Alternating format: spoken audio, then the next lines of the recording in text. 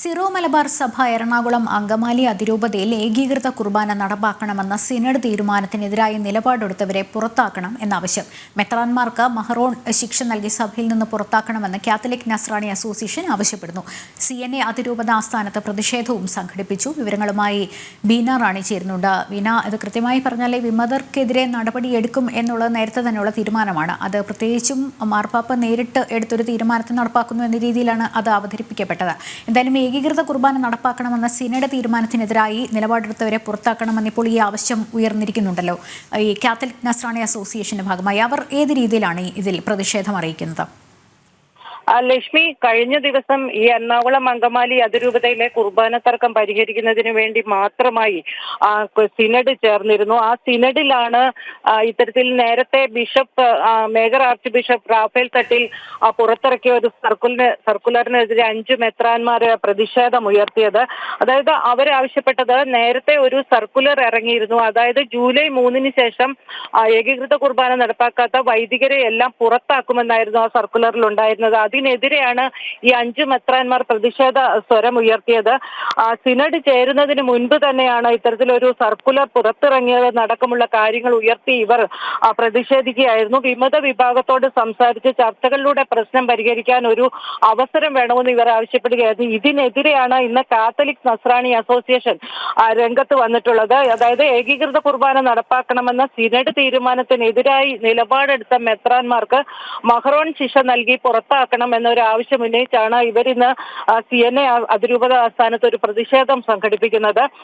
ഇത് സഭാ നേതൃത്വത്തിനും വിശ്വാസ സമൂഹത്തിനും വലിയ പ്രതിസന്ധി സൃഷ്ടിച്ച ഒരു നിലപാടാണ് ഈ മെത്രാന്മാരെടുത്തത്. അതുകൊണ്ട് സഭാപരമായ ശിക്ഷാ നടപടികൾക്ക് തന്നെ ഇവരെ വിധേയമാക്കണമെന്നാണ് ഇവർ ആവശ്യപ്പെട്ടത്. തുടർന്ന് ഇവർ ഈ 5 മെത്രാന്മാരെ, അതായത് മാർ എഫ്രേം നരിക്കുളം, ഒപ്പം തന്നെ മാർ ജോസ് ചിറ്റൂപ്പറമ്പിൽ, ജോസ് പുത്തൻവീട്ടിൽ, കുര്യാക്കോസ് ഭരണിക്കുളങ്ങര, സെബാസ്റ്റ്യൻ എടേന്ദ്രത്ത് തുടങ്ങിയ മെത്രാന്മാരെ മഹ്റോൺ ശിക്ഷ നൽകി പുറത്താക്കുന്നതായി ഒരു പ്രതീകാത്മക ചടങ്ങും ഇവർ സംഘടിപ്പിച്ചിരുന്നു. ഇതനുസരിച്ച് ഈ മെത്രാന്മാർക്കെതിരെ സഭ നടപടി എടുക്കണമെന്ന ആവശ്യമാണ് ഉന്നയിച്ചത്. അതോടൊപ്പം തന്നെ ഈ കാത്തലിക് നസ്രാണി അസോസിയേഷൻ വ്യക്തമാക്കുന്നത്, ഏതു വിധേനയും ഈ ഏകീകൃത കുർബാന നടപ്പാക്കാൻ തന്നെ ശ്രമിക്കും. ജനാഭിമുഖ കുർബാന നടപ്പാക്കാൻ ഒരു കാരണവശാലും അംഗീകരിക്കില്ല. അത്തരത്തിലൊരു നിലപാടുമായി മേജർ ആർച്ച് ബിഷപ്പ് വിമത വിഭാഗത്തിന് അനുകൂലമായി നിലപാടെടുത്താൽ വലിയ സമരങ്ങൾക്ക് തന്നെ സാക്ഷ്യം വഹിക്കേണ്ടി വരും എന്നുള്ള ഒരു നിലപാടിലാണ് അവർ ഇന്ന് ഉണ്ടായിരുന്നത്. അതോടൊപ്പം തന്നെ അവർ ആർച്ച് ബിഷപ്പിനെ കണ്ട് ഇക്കാര്യങ്ങൾ അറിയിക്കാനുള്ള ഒരു തീരുമാനത്തിലും എത്തിയിട്ടുണ്ട്. അതാണ് സർക്കുലറിൽ നമ്മൾ ഈ പറഞ്ഞതുപോലെ സൂചിപ്പിച്ചിരുന്നത്, ഒരുപക്ഷെ വൈദിക വിദ്യാർത്ഥികൾക്ക് ഉൾപ്പെടെ കടുത്ത നടപടി നേരിടേണ്ടി വരും, സഭയിൽ നിന്ന് പുറത്തു പോകും, അങ്ങനെ ഒരു ശിക്ഷാ നടപടി നൽകുമെന്നുള്ളതായിരുന്നു. എന്തായാലും ഈ 5 മെത്രാന്മാർ എടുത്തൊരു നിലപാടുണ്ടല്ലോ, ഈ വിമത വിഭാഗത്തെ കൂടെ ചേർത്ത് ഒരു ചർച്ചയൊക്കെ നടത്തി അതിൽ ഒരു തീരുമാനമുണ്ടാക്കാം എന്നുള്ളത്. അതിൻ്റെ ഒന്നും കാര്യമില്ല. ഏകപക്ഷീയമായ ഒരു നിലപാട്, സർക്കുലറിനനുസരിച്ച് തന്നെ നിലപാടെടുക്കണമെന്ന് കാത്തലിക് നസ്രാണി അസോസിയേഷൻ എന്ന് വെച്ചാൽ വിമത വിഭാഗത്തിനെതിരെയുള്ള പ്രതിഷേധം ശക്തിപ്പെടുത്ത സാഹചര്യം. തീർച്ചയായും ഇപ്പോൾ ഒരുപക്ഷെ ശിക്ഷാ നടപടികൾ തന്നെയായിരിക്കും അത് അടുത്ത ഘട്ടത്തിൽ എന്നുള്ളതാണോ?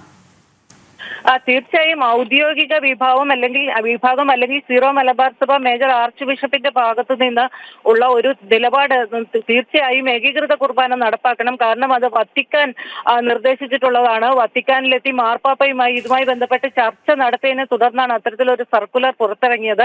അതുകൊണ്ട് തന്നെ ഇത് വത്തിക്കാൻ അംഗീകരിച്ച കുർബാനയാണ്, സിനഡ് കുർബാന തന്നെ നടപ്പിലാക്കണം എന്ന ഒരു നിലപാടിലാണ് ഇപ്പോഴും ഔദ്യോഗിക വിഭാഗം നിൽക്കുന്നത്. അതേസമയം വിമത വിഭാഗം എന്തു വന്നാലും പരമ്പരാഗതമായ കുർബാന, അതായത് ജനാഭിമുഖ കുർബാനയിലെ തങ്ങൾ അംഗീകരിക്കൂ എന്നുള്ള ഒരു നിലപാടിൽ നിൽക്കുകയാണ്.